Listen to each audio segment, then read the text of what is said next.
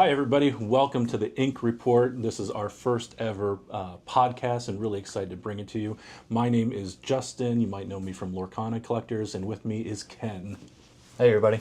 Um, Ken and I play at Locals. We do a lot of testing and stuff together. So what we thought we would do is give you a little bit of our knowledge, a little bit of our things that we've found throughout the week. So I thought we'd start out and talk about what happened this weekend with all the CCQs and all the Asian qualifiers and everything like that. Perfect. So up first, we have the Rochester CCQ, where we had Amber, Emerald taking it down, Princess Aggro. What do you know about this deck? Quite a bit. I've been playing this one before the release, thankfully. It seems to be the current boogeyman of the format, although we will see a lot of diversity over who won, so that's great. This deck looks to go wide, continue to fill its hand. This particular iteration, though, Justin, does leverage Todd and Vixie. Vixie's a great evasive maneuver, just to kind of be a little cheeky and get out some lore. It is leveraging the Gaston, just for the big targets, probably purple steel and things of that nature. Other than that, it looks pretty status quo. A little Mulan action, you know. We saw that at the beginning of the format, even though we're at the beginning, and now it's kind of come full circle and come back in the deck. So, great job to Keith. Yeah. So I noticed they put those evasive characters. How does that change the deck? Yeah, so previously we weren't running evasive characters in the deck. So what this is doing is just allowing us to give us an attempt when we get into this scenario to be cheeky, have evasive characters out there that will not have answers. So it may be a 1 week solution, and who knows, maybe it's going to last a little bit longer. Yeah. With a supportive fort, though, I imagine it's pretty lethal. Yeah.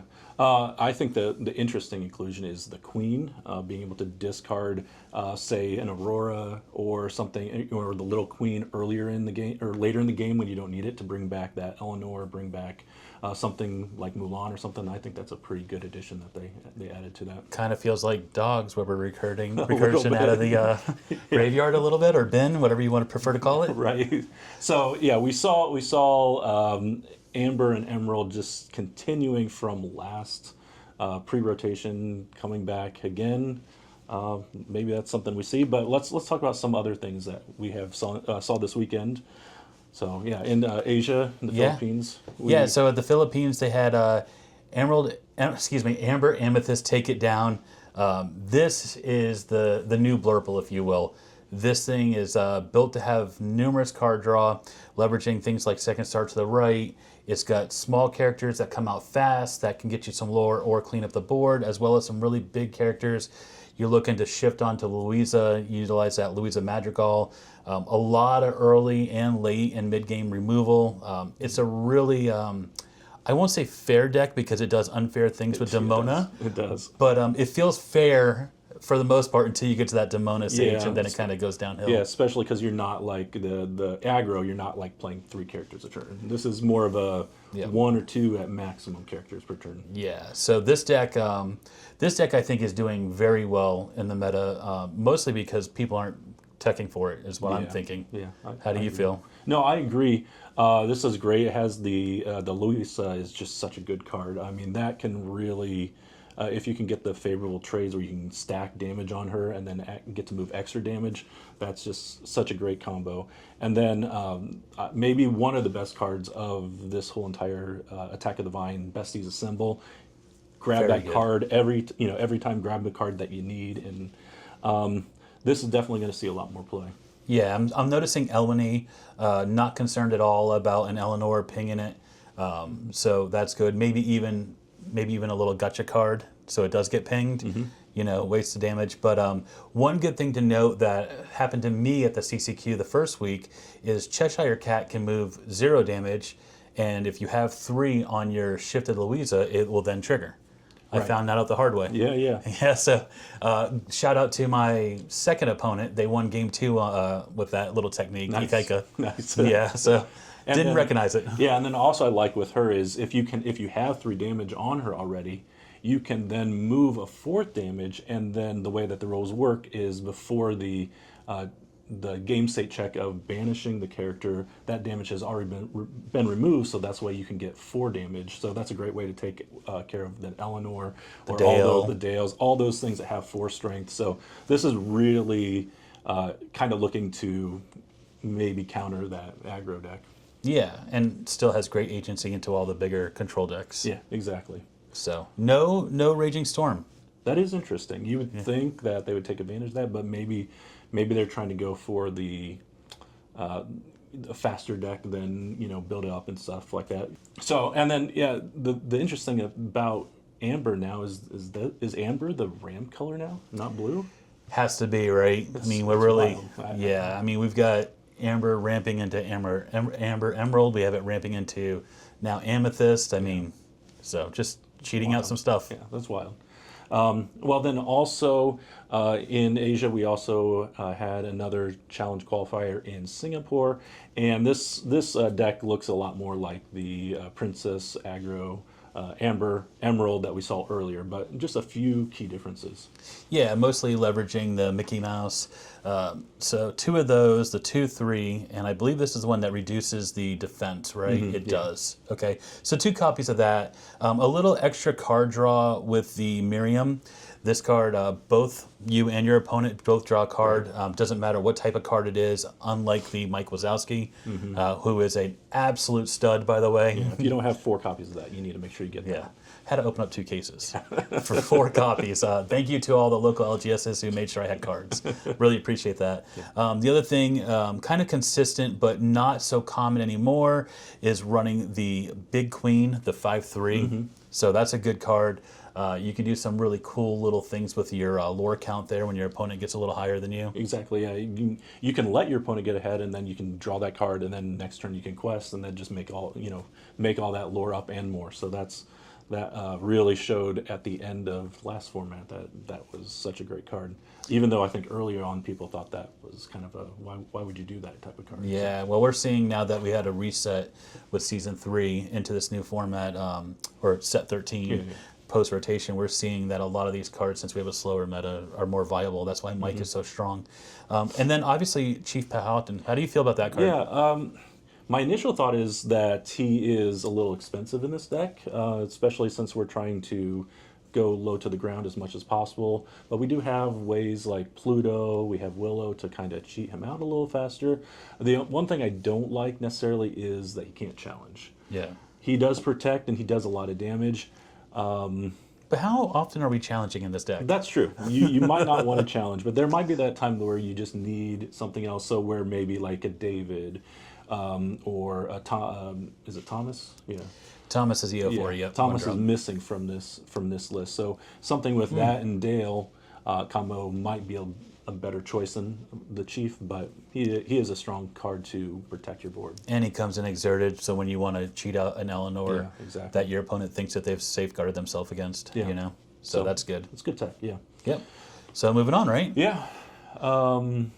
So we both competed at the Florida CCQ last week, where Humble took it all down in Palm Harbor. So I thought we would touch on this. This seems like a very popular deck that people are starting to kind of embrace because it is so different than what we've seen in past meta. So what do you know about the Amber Ruby Boosty deck?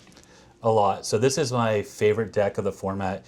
I literally copy and pasted Humble's list, and I've been playing it. The only reason I didn't show up to it with at the CCQ was it just didn't have a good matchup into the Amber Emerald aggro. That's true. Humble let everybody know that he did avoid that. But what this thing does is it, from start to finish, it controls. As you curve out, so for those of you who don't know, as you go through 1, 2, 3, and 4, respectively, you play characters that make your opponent not want to quest. Right. They're well statted. They're very big for who they are, and their negative effects are not really that negative because you're trying to get to that control stage of the game. And as you're working your way up to the control stage, you also have great characters at turn 4, like Gaston, who can kill, banish something with 5 or more strength, as long as it doesn't have ward, of course. You have Copper, who can rush in and handle locations or anything else that's pesky.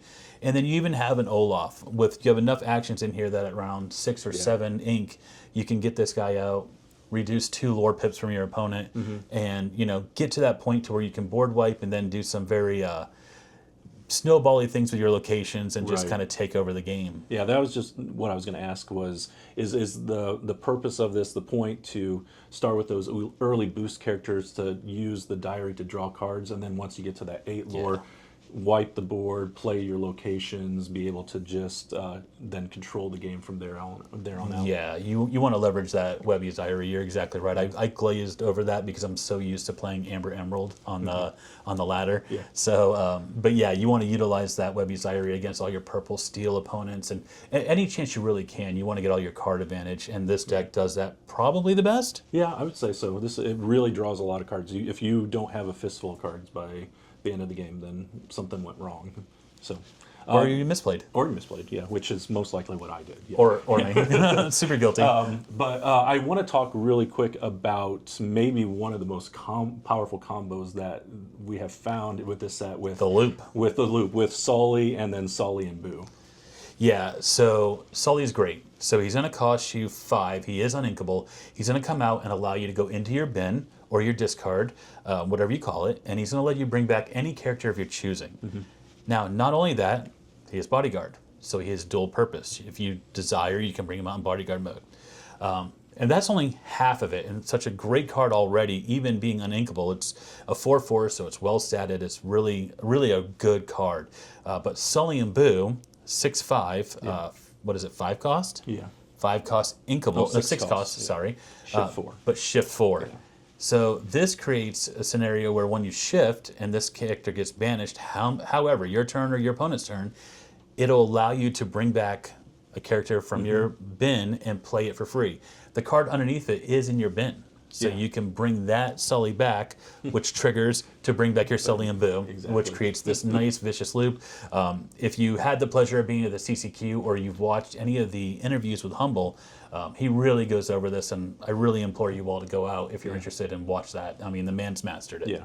So, and I think the really cool thing about that is you can have that in play. You can use the Raging Storm to clear your board, and that immediately triggers Quest first, to bring it though. back. Well, yeah, quest first, yeah. But yeah, that immediately triggers that to come back into play. So you are already have a character on board after you've wiped, which is sometimes the downfall of that card is you play it and then your opponent plays 3 or 4 characters, and then you have to do it again. But this already gets you ahead of your opponent. Yeah, it cheats out the lore, if you will, which Yeah. is not, or it, not the lore, excuse me. It cheats out the ink cost, Yeah. which is great. So, Always confusing my words. What is with me? Tongue-tied? It does have Medallion Weights. I wanted to bring that up so we don't fail to recognize that card. Medallion Weights is just another way to add +2 strength and to draw a card if you successfully challenge an opponent that turn. But that's not its only use. Due to the fact that you're using Gaston and World's Greatest Criminal Minds, you can go ahead and give that to your opponent's character. That's smart. And then banish that character as well. Again, Humble goes through all of this. I made some tweaks, no offense, Humble. I just like more Olafs, so, if we ever pair up and you whip me, lesson learned. yeah. So, And then we also, so that was our pre-release. That was the first major tournament of the new set. But then the next day we had Brandon B Squared, who is also caster with Lorcana. It was nice to see a familiar face being able to win one of these as well. And this is the first time we've really seen Purple Steel do something in a long time, really. yeah, it kind of went out of favor, the last 2 sets before rotation, I would say. We have locals like Dragon Johns and such that do such a great job with Purple Steel that in Central Florida it's a very viable deck. It is. It was nice to kind of see that go away for a moment. But why don't you walk us through some of the well-statted big characters and some of the unfair things that Purple's doing in this deck? Yeah, so this starts with the one of the best, I think, new cards is the Violet, the 5 cost shift 3. So you can bring that on turn 3. But what makes her so powerful is that anytime you play a hero, so not just herself, anytime any card that is labeled a hero comes in play, you can draw and discard. And that gets you one more card closer to that card you need, or it finds you the card that you need. This also has the Louisa shift. It also has the big Louisa. And we have draw power in the book and Demona, and Hades, everything like that, as well as the new Maleficent shift. Maleficent and Diablo is a little expensive, but whenever you do turn them sideways, you get to draw cards and things like For that. any reason, right? Yeah, I believe so. On your turn? Yeah, so on your turn, yeah, whoops, there we go. Yeah, whenever this character exerts, draw a card. So that goes great with cards like Angel, you can then take that card that you just got, discard it, deal two damage. With the good aim ability? Exactly. Angel is on the rise? Yeah, I would say $50 so. a card? Is that correct? I think, yeah, it reached $50 briefly. I think it's down a little bit now, but that's definitely a card that is going to be very popular, I think. Has to answer that Amber Emerald aggro. Yeah, exactly. We are seeing R&B pilot at the same CCQ that we went to, the Humble one, and took down. Shout out to R&B, he got second place. We are seeing the droids iteration of this. What are some of the key differences that you're seeing that maybe these characters, less stacking maybe? Yeah, so with the droids, there's a two-part, a good and a bad with it. The good is that it gives you... you can shift the characters, and each time you shift, there are specific things that happen. So you can play a 1-cost droid, shift a 2-cost, shift a 4-cost droid, but that deals 2 damage when you shift it. For 2. For 2, and that is something great when you have decks that play like Mowgli's and Ursula's. It helps you not get those songs taken from your hand. But then also the great thing is you can go ahead on turn 2, use that character to sing your Thunderbolt, everything like that. So it does that, and then you also, you're stacking your characters, the final iteration of it, or whatever you want to say. You'll be able to bring all those cards back and then start the loop again. So that one, I feel that deck relies more on that mechanic than it does on actions and things like that. Okay. Yeah, the actions are just kind of a complement. Yeah. I noticed the extra card draw with the song that it sings for 4 cost. Yeah, the Colors of Wind. Yeah, which gives you a chance to peek into your opponent's next card. That's true. Which is great. Yeah. Little knowledge for you. We all miss those Diablo days when you get to peek into your opponent's hand. Right. You especially, right? Emerald Steel is a fave? I'm guilty, yes. Yeah. Okay. So what else do we have? Well, that was it for the last, I guess, couple weeks of CCQs. I don't know about you. I find that so far what we've seen is the meta is kind of diverse, and it's kind of, I guess, refreshing that we aren't seeing necessarily the same decks over and over again. Yes, we still have the Amber Emerald, and it's not the aggro version. The aggro version isn't the only one that we're seeing. We're seeing other things, but it's not the dogs that we were used to that just dominated so much of last meta. Yeah, dogs got really snowballing, and when you knew they were digging, you kind of knew your fate was sealed. Yeah. And then Eleanor, because of Slab Sharks, came in and really turned the deck upside down towards the end. Yeah, so we still have Eleanor, we still have Willow to deal with, and I don't think that's not going anywhere, at least anytime soon. But I feel that things have changed enough that we're able to see other decks finally get some play. So these decks, you post them on Lorcana Collectors. I do, yes. And that seems to be one of your bigger posts of the week when you do get around to doing the post. Yeah, I think a lot of people like deck lists, especially those that can't devote the amount of time that maybe we do, because... Whoa. You saying I play too much? Maybe. So I think that I think it's great I post these because I want to show what's out there in case you don't have that time to devote to it, and you want something that is very successful and something that you can pick up and be able to play. So that's kind of the purpose of this podcast too. Is I'd like to show you guys how to play these decks to our best ability. We are not pros yet anyway, but we do play a lot, and anything we can do to help you become a better player, to pick up these decks and maybe do a little bit better or be a little bit more successful at your locals, I think is always a good thing. I think where we lack in inability, we make up for it in playing. Exactly. You know, so when we stink, we just grind more. We just think more.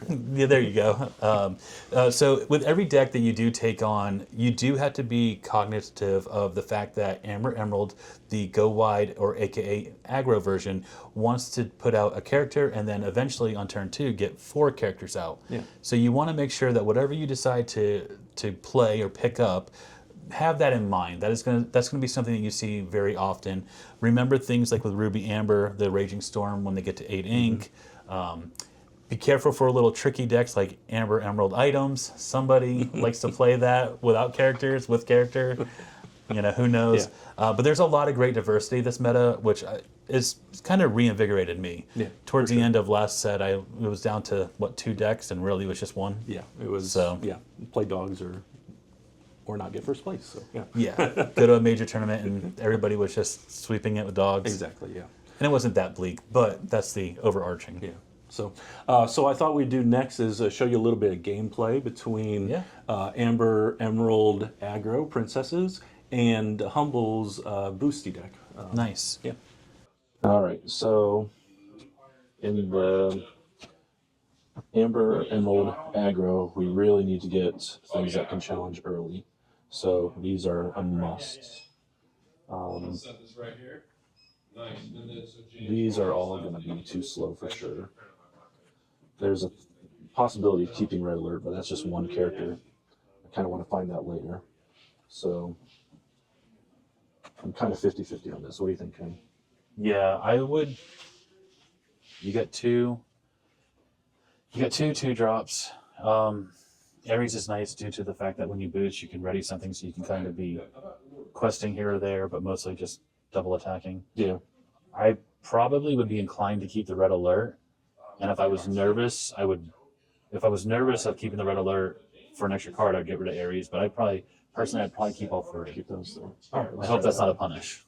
Yeah, that could be, but I mean, it's also going to be nice if I can play that on turn 4 and when you put down an Eleanor. So Yeah. all right. So, interesting. I want to keep another 1-drop, but neither of these are Aurora. Right. But I probably would keep these 3. This is not the card draw I want. Yep. These are early. Yeah. So yeah, because in this matchup, or in the deck, Nani's maybe not your number 1 card draw, just because she can bury the queens and the Eleanors and stuff like that. Yeah, no queens. No queens in this one. No queens. But yeah, I'd probably shift these 4. Okay. I probably agree with that. Okay.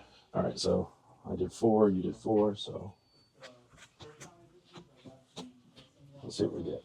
We found the 1-drop Hercules. That's good for me. Yeah, I kind of got the dream here. And you got Pluto, you got the Pocahontas, you got the Mike for later on, or maybe even turn 2 for against this deck. If I put something down on turn 1, that can challenge your Pluto and take it out. Yeah, right now my aim is, I'm on the draw. Right now my aim is to potentially draw an Inkable and play out the Pluto, but if I have to, worst case, I'll do the inking of Bobby, because I really want the Thomas for the 04 in case I get into a scenario where I have to challenge you. Exactly. Okay. So since I am starting, I know that you're not playing anything really above 5, so World's Greatest Criminal Minds is safe ink. So we'll start by inking that, and then we'll immediately put a thread out on the board to stop you. Then I'll pass. All right, drop a turn. Drew a 4-cost Mickey Mouse that gives the plus defense. Mm-hmm. So I definitely want to keep that now. So I would probably ink. I don't know, Justin. I'm torn between inking Thomas and digging for a Dale in case I do get into a trade scenario, because I do have an 04 body. I think it's just best to, because of Mickey, I think I'll ink the Thomas and play a Pluto. How do you feel about that? It's good. It would be interesting for next turn if you'll use it. Yeah, I'm not going to turn this, given that you have a character out. I'm just establishing this for when I potentially have a Pocahontas shift line. But pass. All right. So we'll draw.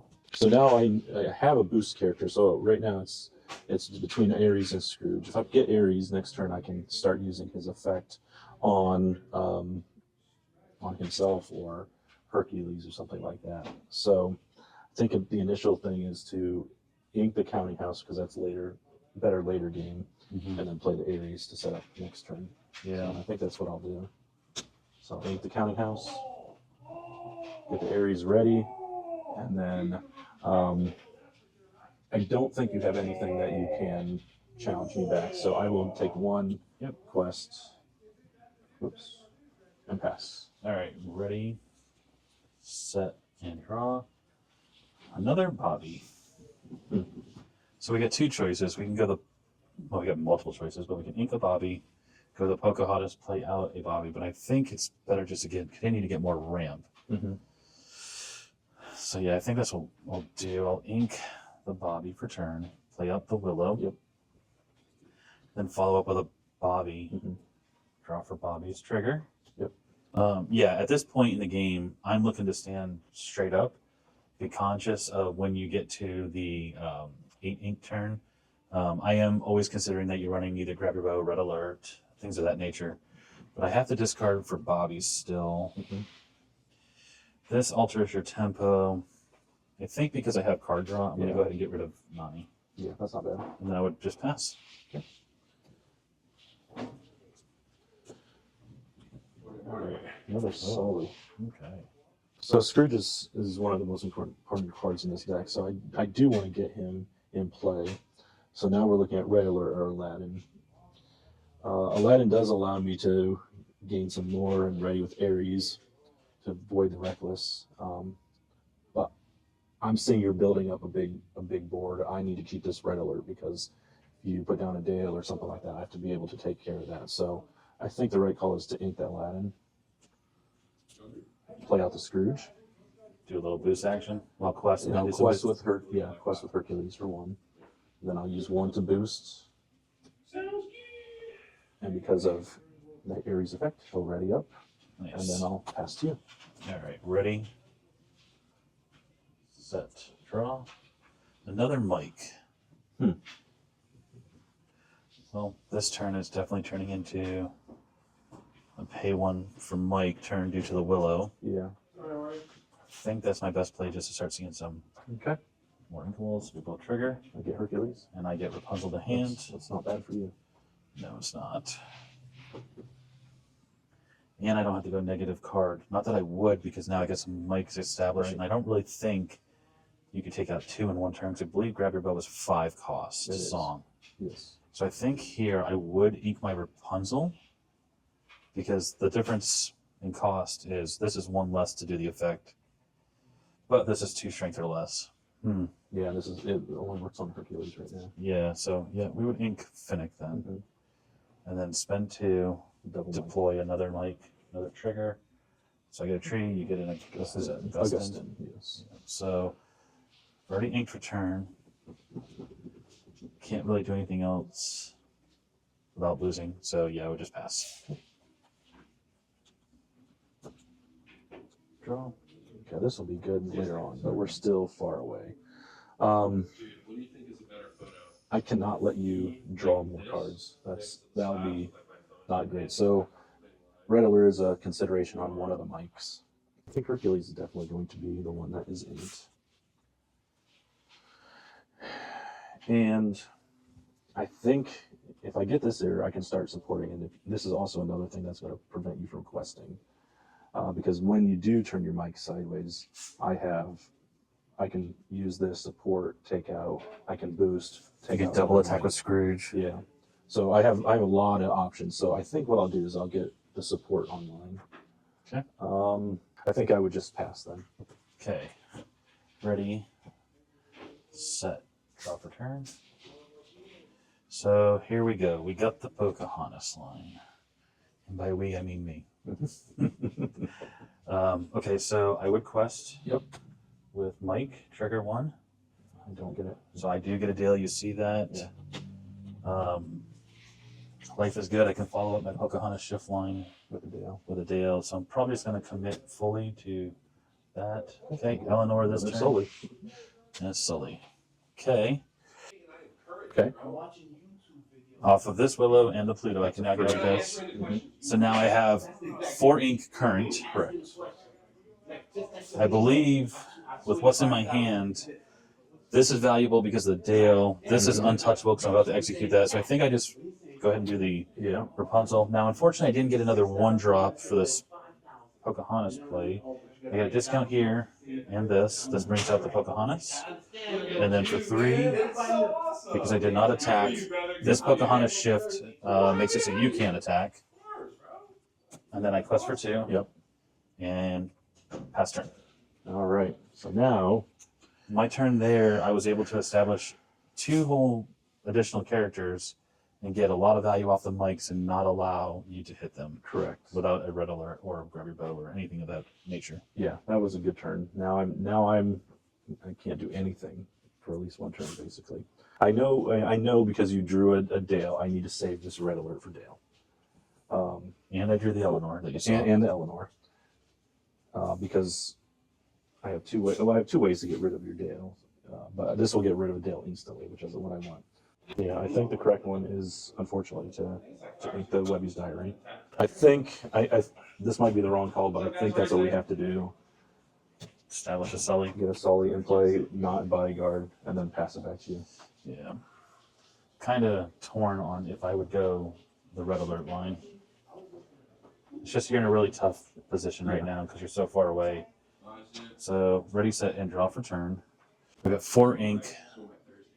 So I could really open things up. Plus, so I'm going to, right now in my head, I'm committing to these 2. Yeah. By getting the Pluto discount, the 2 Willow discounts, inking Queen. But before I decide what I'm going to do, I'm going to quest for 1. Trigger and Ursula. You get screwed.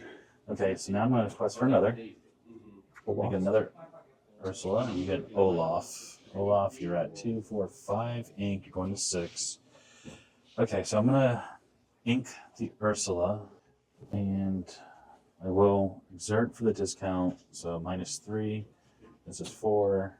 Let's establish the Dale. Exert the remaining 4 to establish the Mickey. Your Amber characters get +2 defense, so everything except for Bobby. So these now are 4 4s, in theory. Yeah. And I'm not reliant so much on the discounts anymore, so that's okay.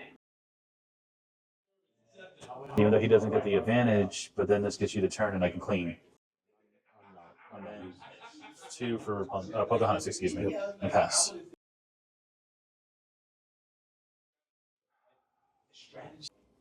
Draw another red alert. Okay. Well, we're definitely going to use red alert on Dale. So, Okay. So we'll do red alert on Dale. Okay. All right. So Nikki is a thorn in my side right now, so I need to figure out what I need to do. Okay. So Scrooge will start by challenging one of the trees. Okay, so 1 back. Okay. I will then use 1 to boost Scrooge. He now becomes a 5/5, and because of Ares' effect, I can ready. Okay. So I use a 5/5. So now what we'll do, plus for 1. Okay. I'll give the plus to here, so now he becomes a 5, 6, 7, 8. So I will challenge Pocahontas. I will take 3 back, so I'm up to 4 here. Okay. Now I'm going to use Sully to take out the other tree. Okay. I'll take 1 back. Ares is a 3/3. I can't take out anything other than Bobby, so we'll take out Bobby. I need ink for turn. You're only at 9, but that could snowball quickly. So, as much as I hate this, I'm going to ink Olaf for turn. And I will then pass it to you. Ready, set, draw. I probably definitely quest. Okay. Liquidate there. Grab the Naughty to hand. Okay, go ahead and quest again. That's done. It's another mic. Okay. I think I got it. I didn't get this small Pocahontas saving me from another round of that. I'm torn between Eleanor and Mike, but I think I'm going to Mike Okay. just to get more card One draw. more card, yeah. Eleanor, Harmony family. perfect. Now I don't feel so bad if you do red alert. I'm going to then ink the Ursula for turn. saving these three because this will help me search for Pocahontas. This is cheap to get out because I'm at 6 ink. So now I'm going to play Eleanor. I'm going to quest go to 12. At the end of my turn, Eleanor triggers. If I have 3 or more exerted characters, deal a damage here. Gain a lore and draw another card. Okay, so no Pocahontas, but pass, and I should get some more card draw out of at least like if you have a way of managing this board. But these are 04, 06, 06, so that's helpful. So right on that 1, 2, 3, 4, 5, 6 ink.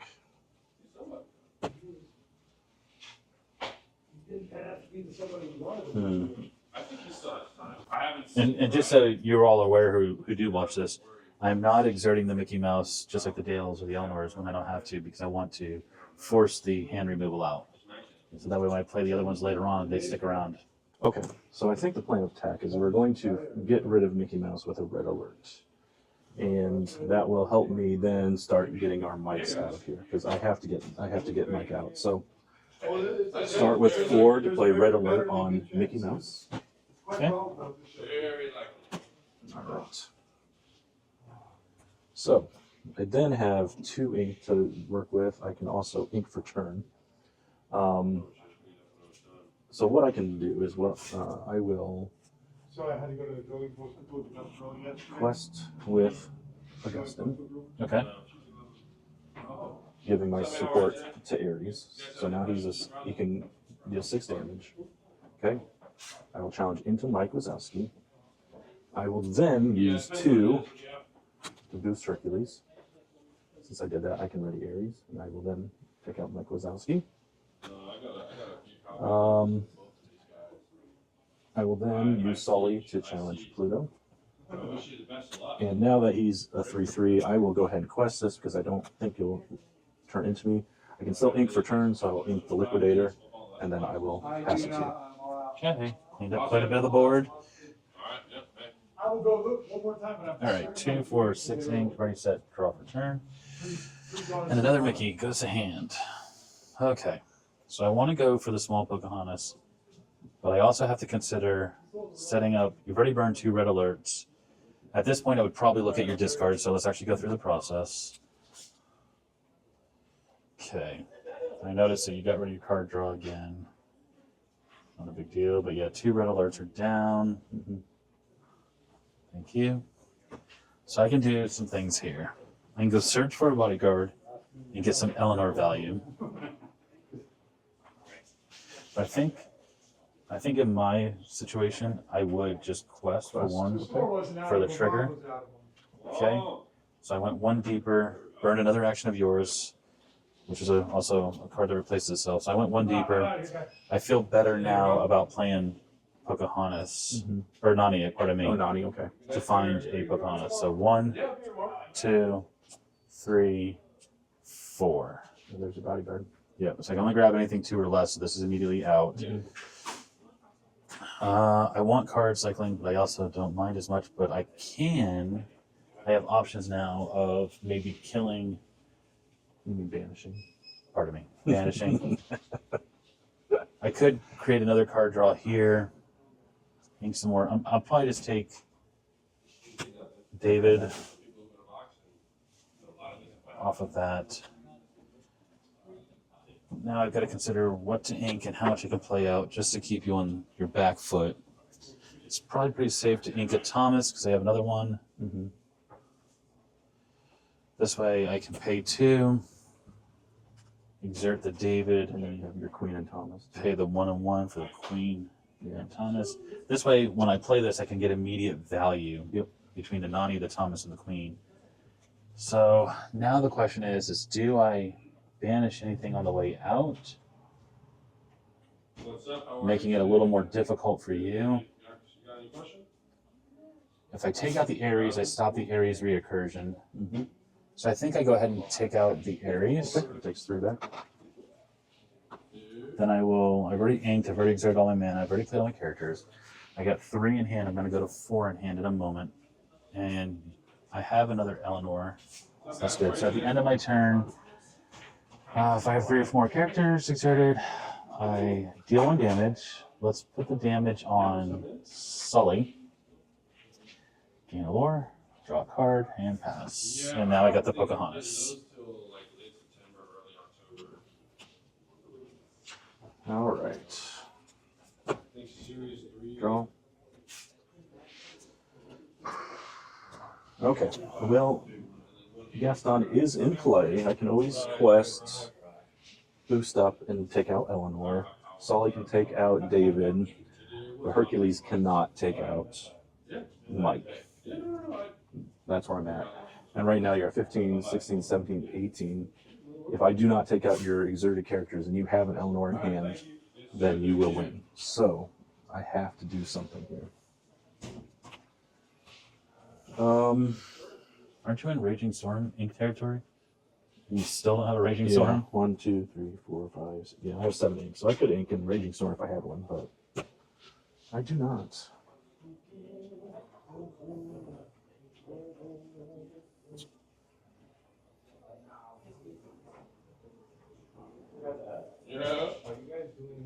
So I'm gonna have to do copper instead of Gaston in this case. Okay. So 1, 2, 3, 4, 5, 6. It's gonna be on a Sunday, copper. so I'm gonna have a big occupancy, like 30 something. Okay. I'm gonna Sully. Actually, do we do that? See you then. Have a good rest of your day, sir. Thank you. You ready? Yeah. You got something else? I will quest here. Like 3 in total? Give the support to Hercules. So I use a 6/6 and take out David. Okay. Okay. Sully will take out Mike Wazowski. Yep. Copper will take out Eleanor. Okay. I have. We need another character, so Counting House is going to be inked. And then I can play Scrooge. And then I will pass to you. So it's pretty clear that you don't have board weight because you don't want to leave me in a scenario with 3 characters. So ready, set, draw. The last Mike has shown himself. And 2, 4, 6, 7. So I can execute the Mike. Okay. For 2. Arius, Nani. Nani goes to hand. Arius goes to hand. All right. I will You don't live here? ink. You back?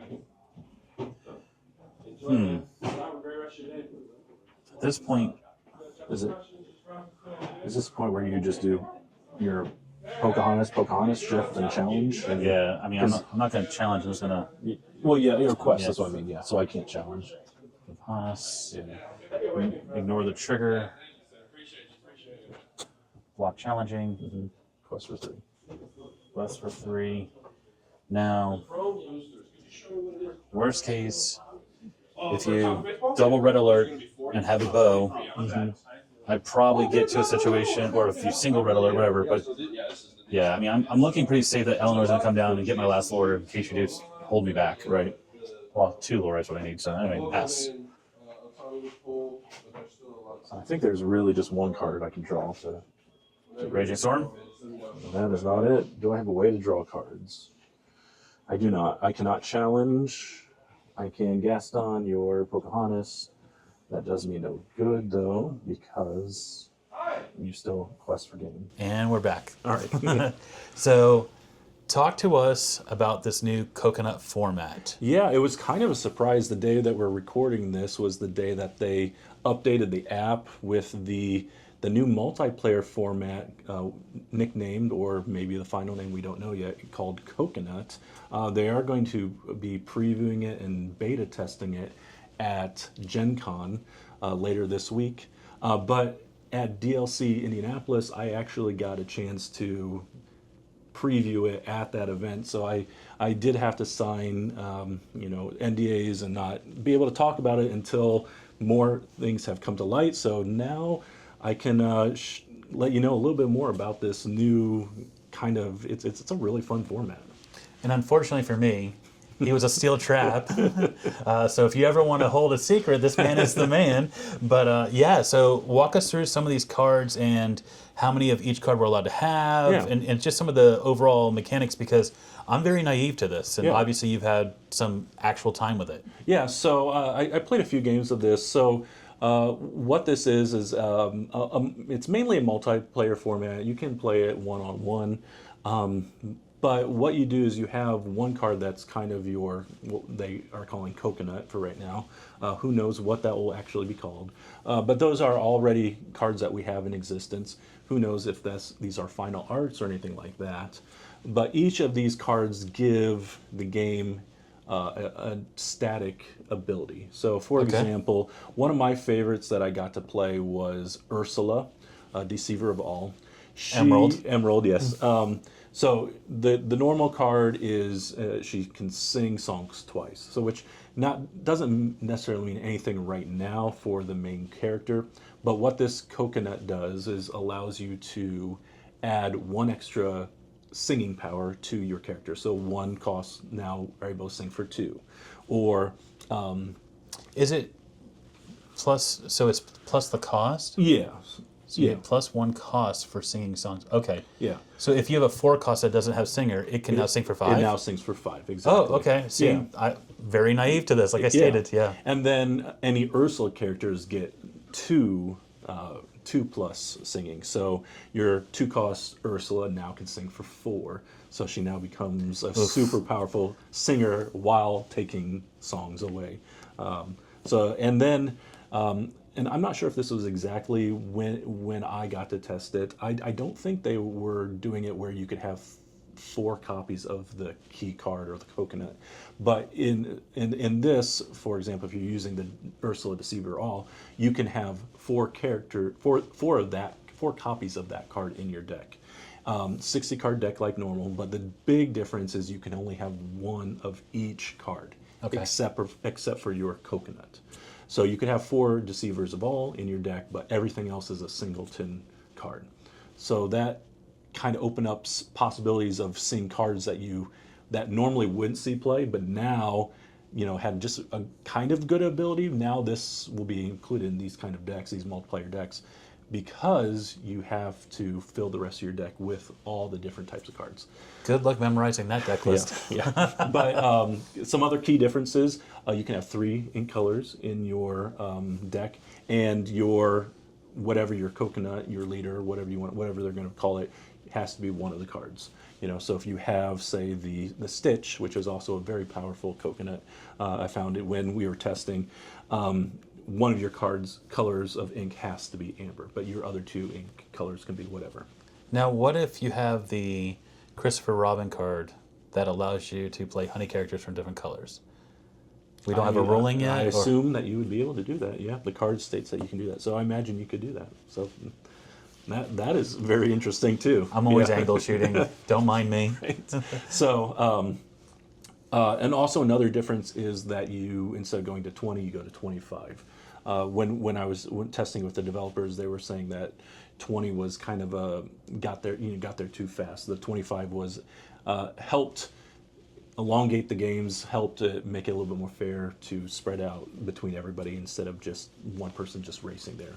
But in the testing that I did, I found that the Stitched Coconut was just taking over the game. So it is a really, really fun format. I wish I was able to play it a little bit more. I'm excited that it's out there now, that people can try it on their own. You don't have to go to Gen Con to do it.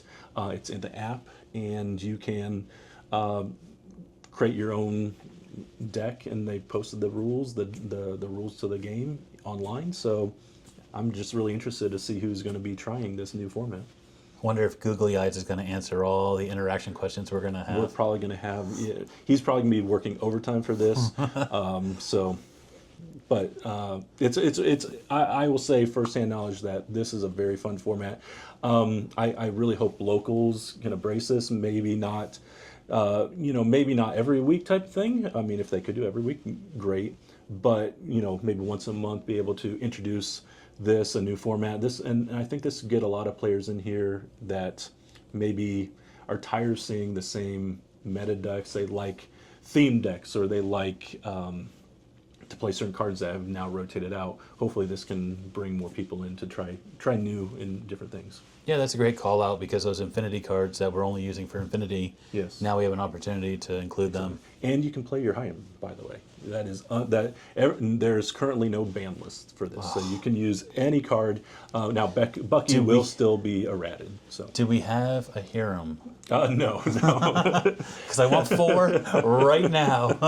that one is not. But there looks like there's a Nick Wilde that has a little bit of synergy with Popsicles. So Okay. we might be seeing that. Our single popsicle? Well, no, the ability for Nick Wilde, you get to have 4 copies of that.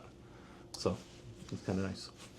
All right, so all you pro players, can you quickly whip up something so I can go to locals and win? So that's really cool that they announced that. I'm really looking forward to hearing from you guys to see if you've tried this before, if you go to Gen Con, what that experience was like, and just another way to enjoy the Lorcana. What are you going to start off with the first chance you get to play it? I mean, it's going to be Ursula de Ball. It's going to obviously, be, of yeah. course, yeah. Of course. Although, can we potentially play an all actions items locations deck? Is there anything? Is there that's a good anything that's question. going to help with that? Can we get a Kevin in here? Would be fun. These are all, Yeah. these are really cool effects. So if you haven't seen them yet, you can look on the app, and I also have posted them on Lorcana Collector's Instagram. Do you want to go ahead and just do like a quick little photo for them on how to find it in the app? It took me a Yeah. couple of seconds when I was doing it. It's just to kind of Yes. point everybody towards it. So what you do is you'll go into your app, you'll go into the lore counter, and then as of right now, you are able to swipe over one to where it says beta test. You'll be able to do that. Click on the player. You'll then go ahead and click on your coconut, your leader, whatever you want to call it, and then you can go ahead and proceed to your normal game. Again, that's in beta testing now, so this is not a final thing. This might disappear at any time, but enjoy it while you can, at least in the app. Awesome. Well, thank you for walking us through that. Yeah, excellent. So I think that's all we have for today. Do you have anything that you want to add? Well, thank you to everybody who's playing, sharing your content. A lot of us go out there and we, obviously view this and such. So what we're going to try to do is collect a lot of that, firsthand knowledge that everybody else is sharing, bring it to one spot, and apply it to the gameplay like you highlighted. Yeah, of these decks. Yeah, So, and I really like spreading the game. I really like people being having fun with the game. So anything that we can do to help you become a better player or to better understand the game or anything like that, I hope that we can do that, and I hope that in the future you'll get to see more and more things that we are able to show you from our experience. And again, if you have questions or anything like that, feel free to always leave a comment.